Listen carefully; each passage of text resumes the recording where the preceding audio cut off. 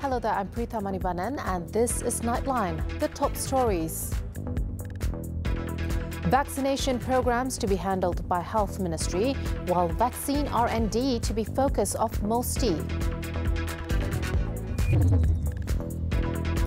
And national powerlifting champion Bonnie clinches first gold for Malaysia.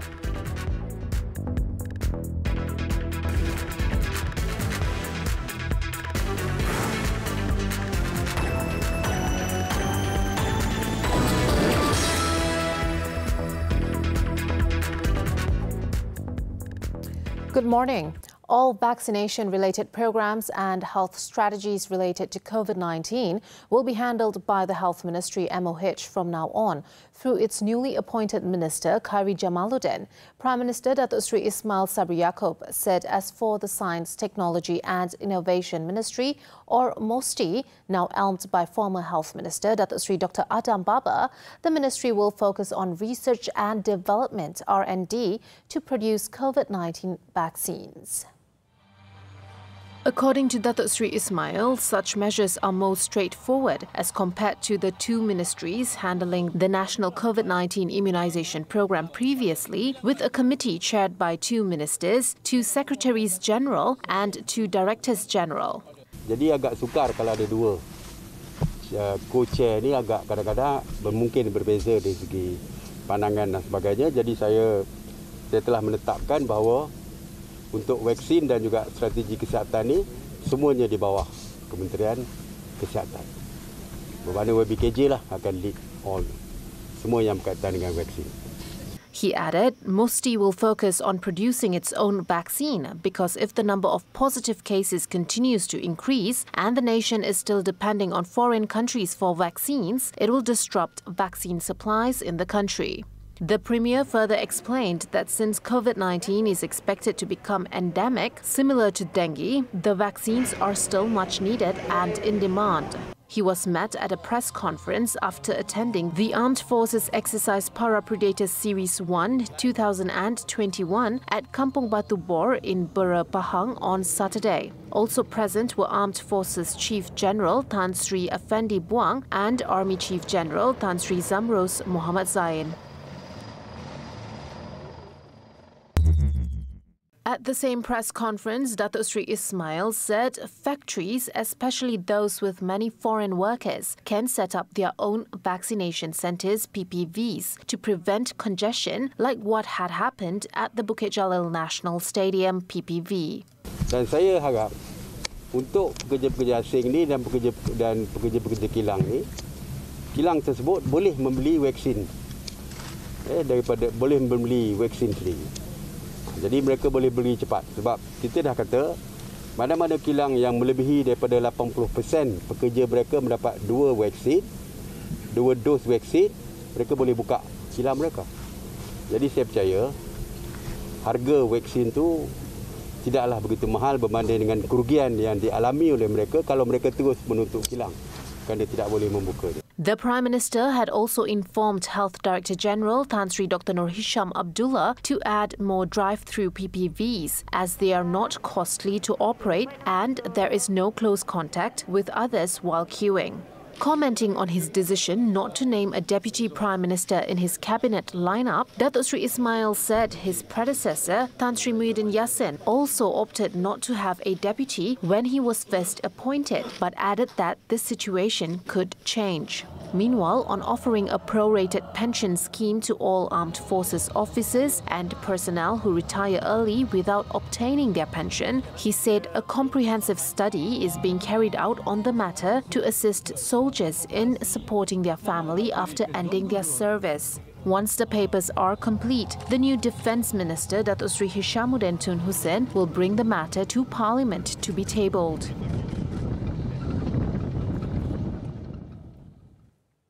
Malaysia has the capability to produce the nation's first COVID-19 vaccine by mobilizing scientists in the country who have the expertise in the field of public health to innovate, especially in the making and production of vaccines.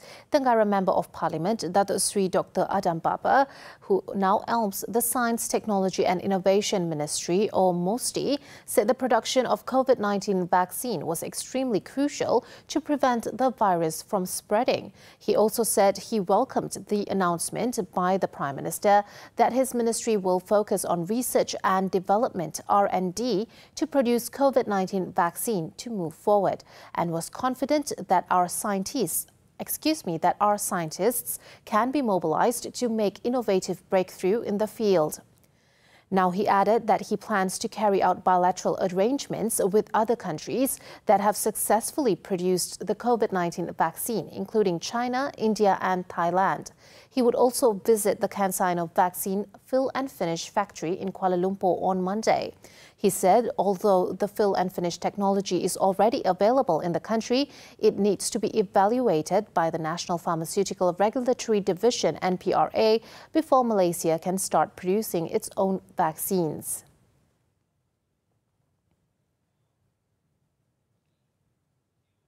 Padang Rengas Member of Parliament from Barisan Nasional, Datuk Sri Nazri Aziz, will not defend his seat in the upcoming 15th General Election GE15 after serving 6 terms since 1995. He said on Saturday that he had decided to retire from politics to pave the way for a political reset.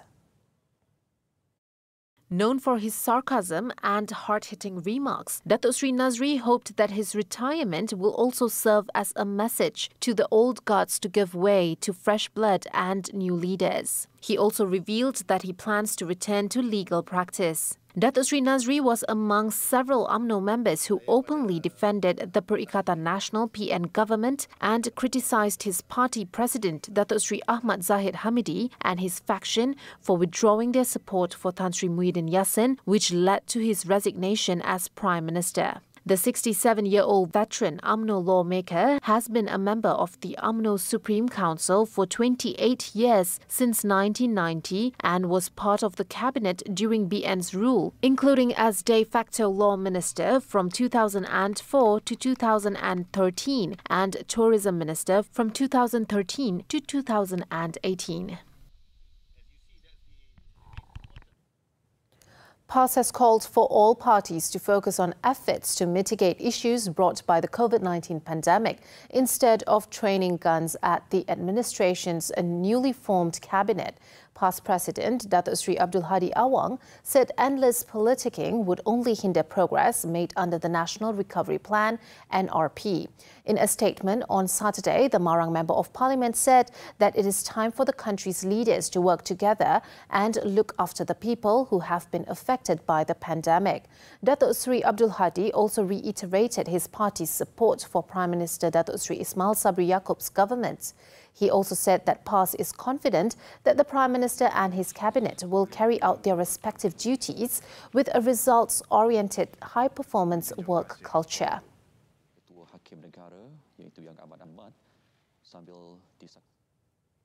Newly minted Energy and Natural Resources Minister Datuk Sri Taqiyuddin Hassan said he did not see the change in his portfolio as a downgrade.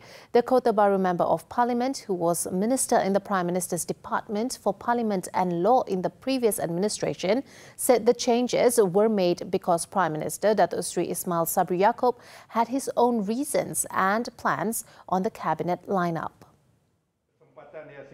Thanking the Premier on the appointment, Datuk Sri Taqiyuddin, who is also PAS Secretary General, described his new ministerial portfolio as a big challenge, which would still require him to be involved in legal matters involving land and natural resources. However, he was confident that he and his fellow cabinet members from PAS are able to discharge their duties as well as serve the people and the country to the best of their abilities. Dengan pelantikan yang dibuat tu kita agak berpuas hati lah.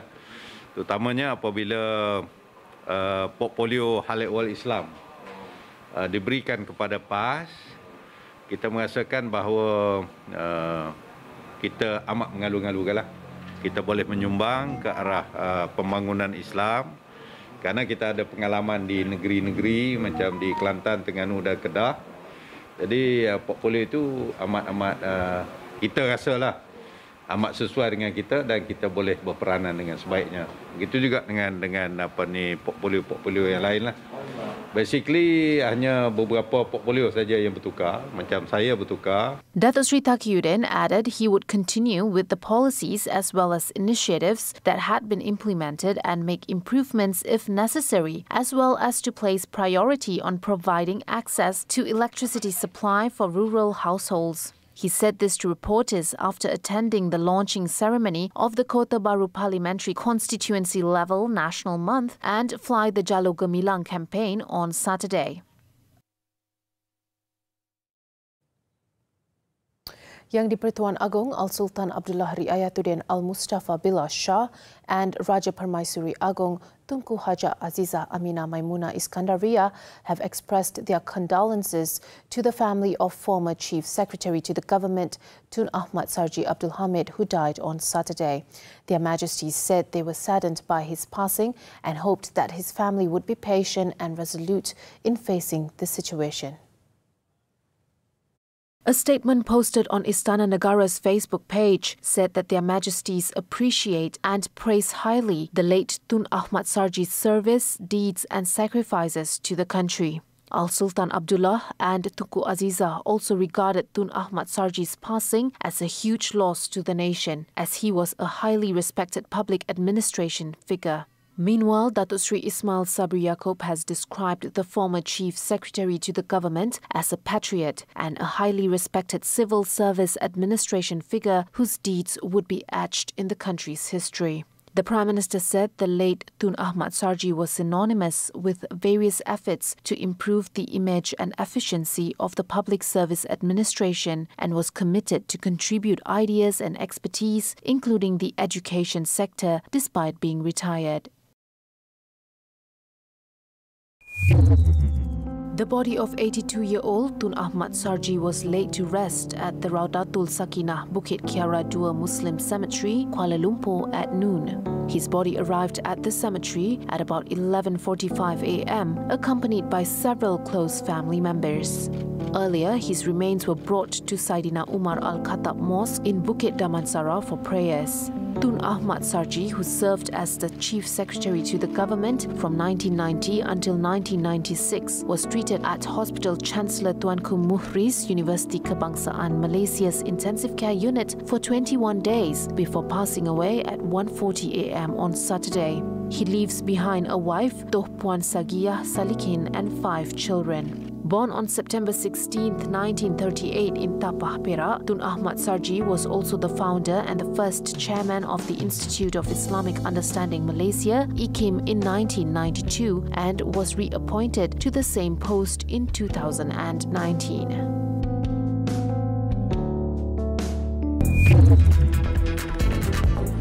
After this breather, Selangor RTD marks Merdeka celebration with awareness program.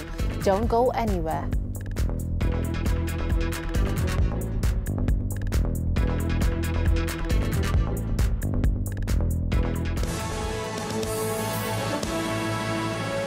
Sempena sambutan Hari Kebangsaan 2021, saya ingin mengajak seluruh keluarga Malaysia bersama-sama berganding bahu memerangi pandemik COVID-19 dan menjayakan agenda besar pemulihan negara. Dengan memegang erat prinsip kebersamaan, kita mampu membebaskan negara daripada cengkaman COVID-19 dan membawa negara ke mercu kejayaan. Selamat Hari Kebangsaan. Malaysia prihatin. Merdeka, merdeka, merdeka.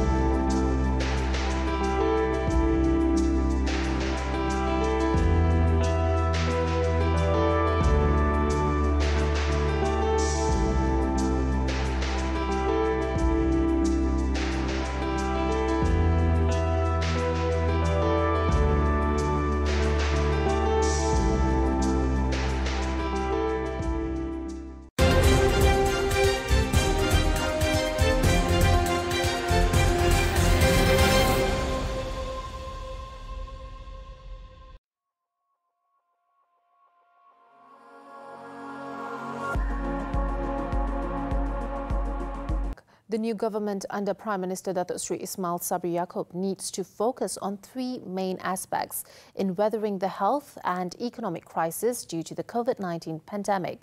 American economist Professor Jeffrey D. Sachs said the three aspects are controlling the spread of the Delta variant, drafting a sustainable development goal plan, and embark on regional cooperation to allocate cutting-edge technologies in the digital as well as green economy.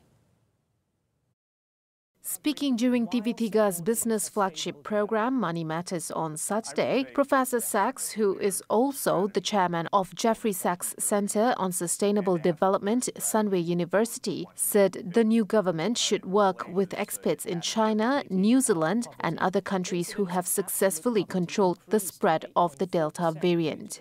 Malaysia needs to be a champion of the future green economy, not only in Malaysia, not only across ASEAN, but producing manufacturing goods, machinery, clean energy, using technologies that can become part of an export base for the world. So strategy is key because it's not one short-term measure or another. It is how to put the green and digital economy front and center. He added, with the country's infection rate hovering at 5 figures at the moment, it would be difficult for the government to eradicate the rising poverty rate, which increased as a result of the pandemic. Professor Sachs also emphasized that Malaysia needs to have a clear direction in developing its technology industry in order to become a developed digital society. Cooperation between ASEAN countries should also be enhanced to form a network of investments in advanced digital and green technologies. The Social Security Organisation SOCSO will be organising an International Public Employment Forum, IPEF 2021, to help revive the country's labour sector through the sharing of information, knowledge, experience and best practices to rebuild life after the COVID-19 pandemic. The virtual event, to be held next month, will include a career expo with over 25,000 job opportunities available. In a statement, its Chief Executive Officer, CEO Datuk Sri Dr. Muhammad Azman Aziz Muhammad, said the international forum is in line with SOCSO's aim to provide comprehensive assistance to the Malaysian workforce to remain agile and sustainable in facing the impacts of the pandemic. Its core strategies in the implementation of the assistance include reducing unemployment, improving job placement, and expanding social security coverage to include the self-employed. IPEF 2021 will feature 3 different programs, which would be held simultaneously from September 6th to 9th and open to all levels of society free of charge. The forum will also bring more than 50 local and international speakers and researchers from various backgrounds to share their views and experience towards creating better approaches and initiatives to handle the pandemic that has impacted workforces globally. The first program is the Regional Return to Work RTW Digimos Symposium 2021, themed Navigating Disability Management Through the New Normal, Return to Work Process Re-engineering, which will be held from September 6th to 7th. The inaugural symposium is part of SOCSO's efforts to continue helping persons with disabilities in dealing with the challenges posed during the COVID-19 period, and it is expected to gather over 1,000 participants from Southeast Asia. Meanwhile, the International Public Employment Services Symposium, to be held from September 7th to 8th, is expected to attract over 40,000 participants and is a platform for prominent labour market figures to share their insights on rebuilding the economy, careers and lives post-COVID-19. It features distinguished icons as panellists such as Pemandu CEO Datuk Sri Idris Jala, Malaysian football legends Datuk Santok Singh and Datuk Soh Chin An, as well as comedian Douglas Lim, among others. Also to be held concurrently is the Career Fair from September 7th to 9th, which will offer job seekers employment opportunities from 127 participating employers, including ExxonMobil, Honda, CIMB Bank, KPJ and many more, thus helping to stimulate the country's labour sector. For more details, the public can contact SOCSO's care line at 1300 22 8000 or visit the event's website at www.perkeso.gov.my/IPAF.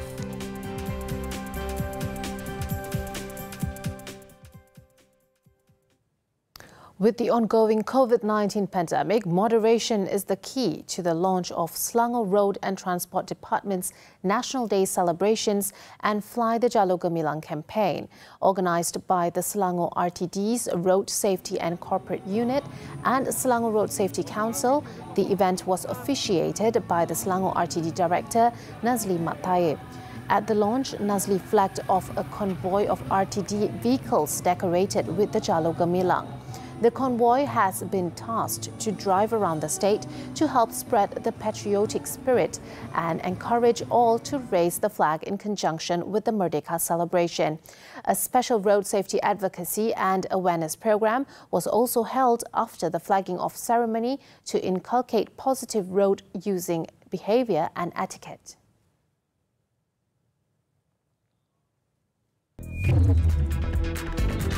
"21 killed in Bangladesh boat accident."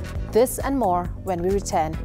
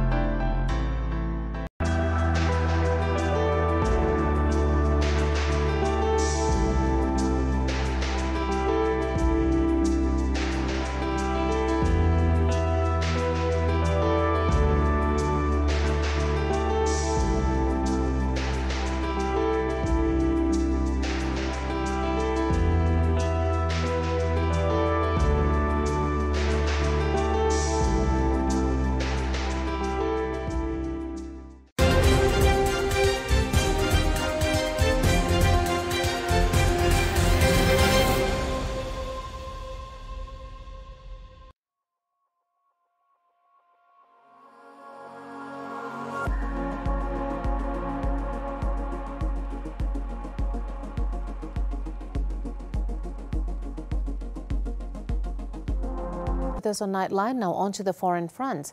Acting swiftly on U.S. President Joe Biden's promise to retaliate from the deadly suicide bombing at Kabul airport, the U.S. military said it used a drone strike to kill a member of the Daesh group's Afghanistan affiliate Saturday. Now, the strike came amid what the White House called indications that Daesh planned to strike again as the U.S.-led evacuation from Kabul airport moved into its final days. Racing to meet the Tuesday withdrawal deadline has required close cooperation with the Taliban on evacuee movements and the Daesh threat.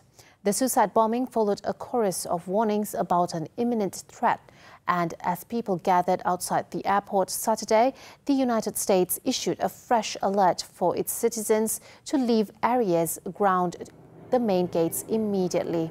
The alert gave no further details on what the security threats might be, but it followed Thursday's attack that killed scores of people, including 13 U.S. servicemen.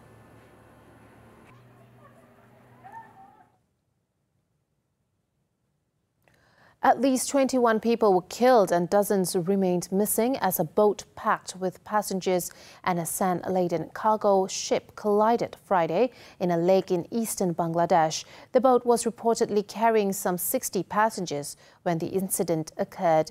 The cargo ship's steel tip and the boat reportedly collided, causing the passenger vessel to capsize. Officials said divers were searching the scene of the accident for more bodies and that reinforcements had been called in from neighboring towns. Locals also joined the rescue efforts. Local authorities have formed a probe committee to investigate the accident. Bangladesh is a delta nation where water transport is heavily used to move people and goods. But deadly accidents are common because of unskilled operation and poor enforcement of safety rules. In April and May, 54 were killed in two separate boat capsizing accidents.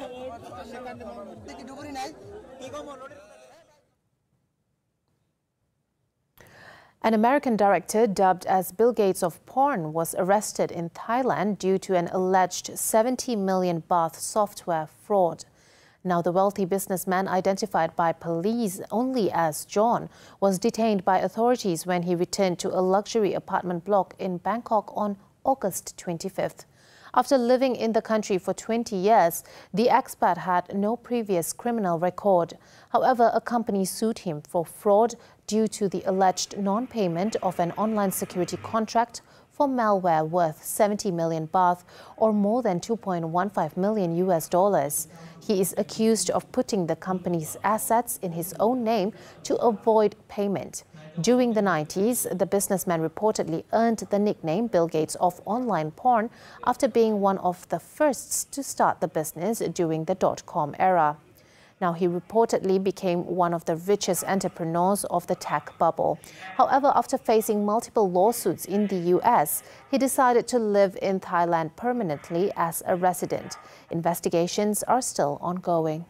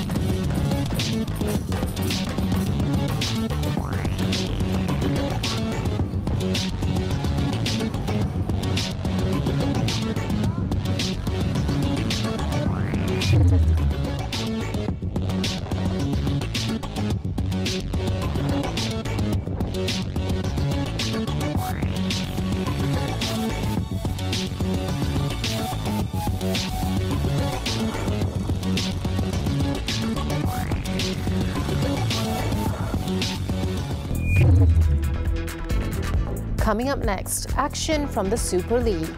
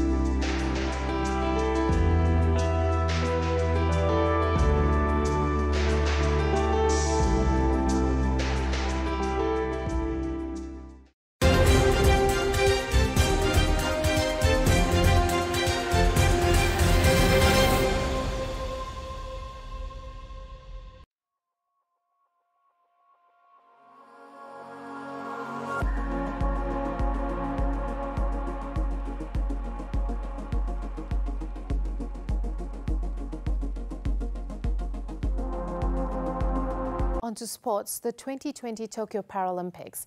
The Yang di-Pertuan Agong Al-Sultan Abdullah Riayatuddin Al-Mustafa Billah Shah and the Raja Permaisuri Agong Tunku Haja Aziza Amina Maimuna Iskandaria on Saturday congratulated National Paralympic powerlifting athlete Boni Bunyau Gustin, who won Malaysia's first gold medal at the Para Games earlier in the day.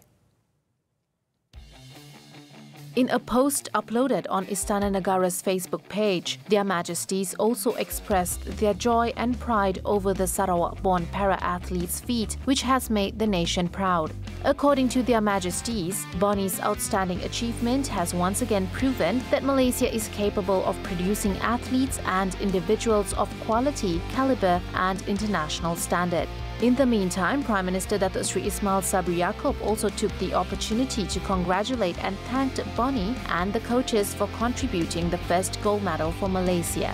Datuk Seri Ismail Sabri said in a post on his Facebook page that Boni's success was a source of national pride when the national anthem of Negaraku was played and the Jalur Gemilang was raised in Tokyo.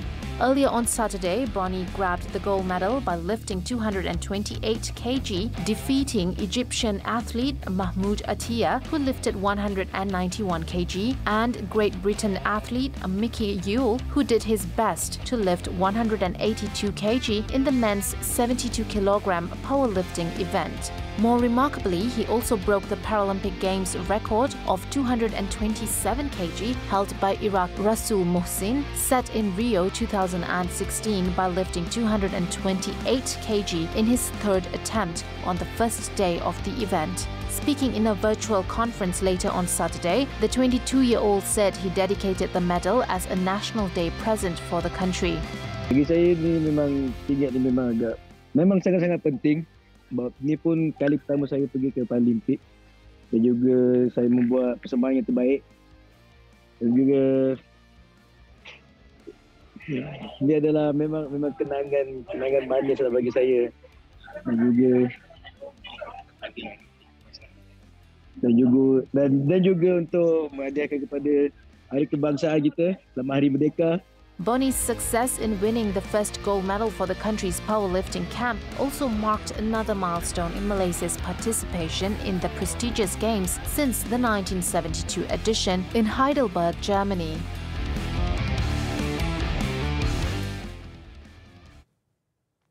On to football, the Super League. 3 matches were played on Saturday night.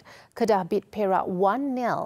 UiTM recorded a thumping 4-0 win over Sabah, while Selangor was held to a 1-1 draw with Malacca United. It was Selangor who first took the lead when Hin Tat Ong finished off a through pass from Ifedayo Olsigan.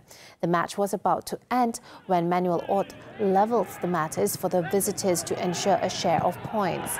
With the result, Selangor slipped to 5th in the league standings with 33 points after 20 matches. The draw also ended the Red Giants' 4-game winning streak.